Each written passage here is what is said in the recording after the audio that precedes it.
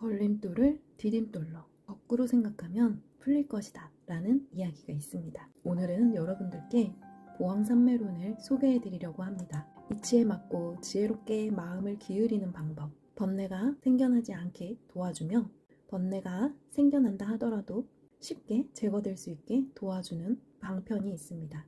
바라는 대로 되지 마라. 오히려 역경계를 맞이했을 때 정진하는 힘으로 삼으면 된다. 이 보왕산매론은 일이 바라는 대로 되지 않을 때 오히려 그 역경계를 정진하는 힘으로 삼을 수 있게 저희를 도와줍니다. 보왕산매론에 대해서 여러분들께 소개해 드리도록 하겠습니다. 네, 보왕산매론은요, 이렇게 10가지가 있습니다. 첫 번째 함께 보실까요? 첫 번째입니다. 몸에 병 없기를 바라지 마라. 몸에 병이 없으면 탐욕이 생기기 쉽나니 병고로서 양약을 삼으라 입니다. 보왕산매론은요, 저희들이 역경계를 맞이했을 때 이 역경계를 이용하여서 정진의 힘으로 쓸 수 있도록 도와주는 것입니다.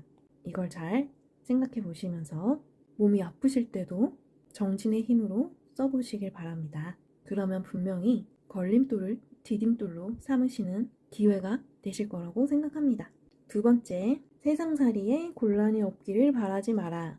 세상살이에 곤란이 없으면 업신 여기는 마음과 사치하는 마음이 생기나니 근심과 곤란으로서 세상을 살아가라 입니다. 네, 세 번째, 공부하는데 마음에 장애 없기를 바라지 마라. 마음에 장애가 없으면 배우는 것이 넘치게 되나니 장애 속에서 해탈을 얻으라 라고 하셨습니다.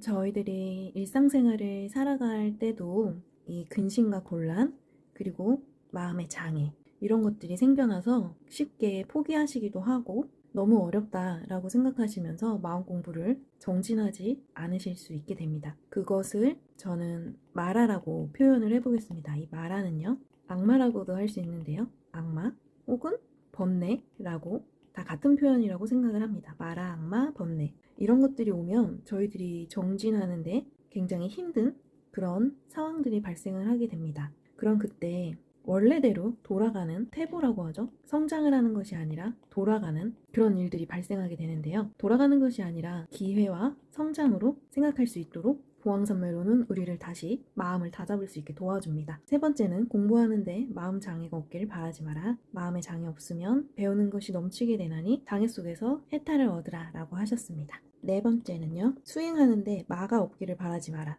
네, 위에서 2, 3번하고 또는 1, 2, 3번 모두 해당되죠? 저희가 마음 공부를 함에 있어서 계속 정진을 해야 하는 힘이 필요한데요. 이런 것들을 계속 맞게 되는 그런 역경계들, 아프시거나 근심 곤란이 있으시거나 마음에 장애가 생기거나 이런 모든 것들이 저희가 정진하는, 수행하는데 마가 끼는 그런 것들이 되는데요. 이 마가 결국 마라, 악마, 번뇌 이런 것들을 말합니다. 수행하는데 마가 없으면 서원이 굳건해지지 못하니 모든 마군으로서 수행을 도와주는 벗으로 삼으라 라고 하셨습니다. 우리들이 삶 속에서 역경계를 맞이하셨을 때도 이것을 한탄하고 자책하거나 후회하거나 하실 수도 있으시지만 거기에 몰입되어 있는 것이 아니라 그것을 걸림돌을 디딤돌로 밟고 정진하실 수 있는 힘으로 쓰실 수가 있으셔야 합니다. 그러면 우리가 정진하고 성장하는 힘을 키울 수 있게 도와준다는 의미로 벗으로 삼으라 라고 하신 것 같습니다. 네, 다섯 번째입니다.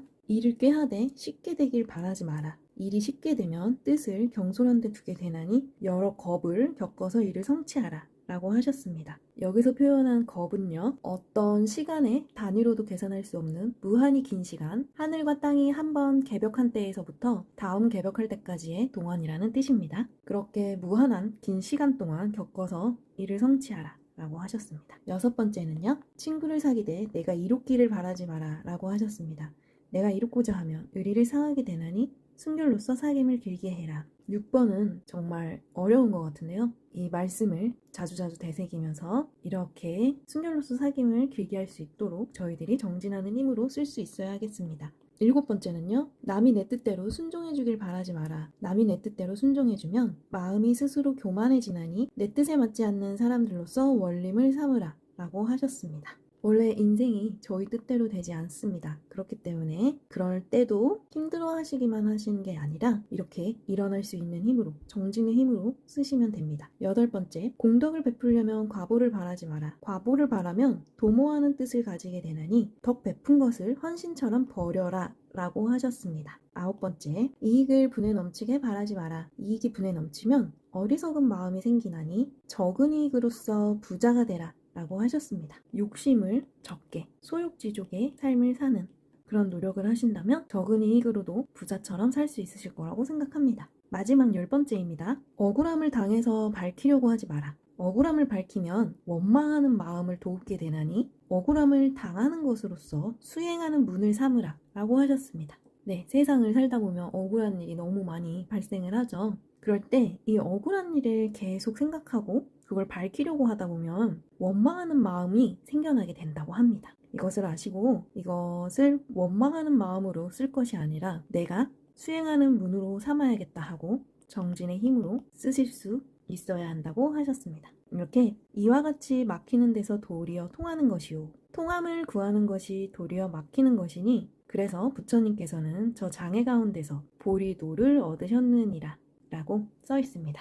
네, 이렇게 오늘 보왕삼매론에 대해서 여러분들께 소개해 드렸습니다. 보왕삼매론은 여유입니다. 어느 쪽으로 갈지 여유가 있어야 보이는 것처럼 한쪽으로 끌려가지 않게 도와줍니다. 막히는 것이 오히려 통하는 것이고 통하는 것이 오히려 막히는 것이다라는 역발상을 할 수 있게 도와줍니다. 최선을 다하고 책임도 질 수 있게 해줍니다. 가지 않은 길을 자꾸 보는 것이 후회가 남는 것입니다. 설사 그게 더 좋았다고 하더라도 나하고 인연이 아니었네 라고 털어버릴 수 있어야 합니다. 지금 이 순간에 내 마음이 중요한 것입니다. 기왕 벌어진 일은 좋은 일이다 라고 생각하시길 바랍니다. 그러면 어려운 일들이 그렇게 어렵지만은 않을 것이라고 생각합니다. 보왕선매론을 생활 지침으로 두시고 계속 찾아보시면서 다시 마음을 다잡고 하시면 됩니다. 걸림돌을 디딤돌로 삼으시고 날마다 좋은 날이 되셨으면 좋겠습니다. 오늘 영상이 도움이 되셨다면 구독, 좋아요, 알림 설정 부탁드리겠습니다. 다음 시간에 만나요.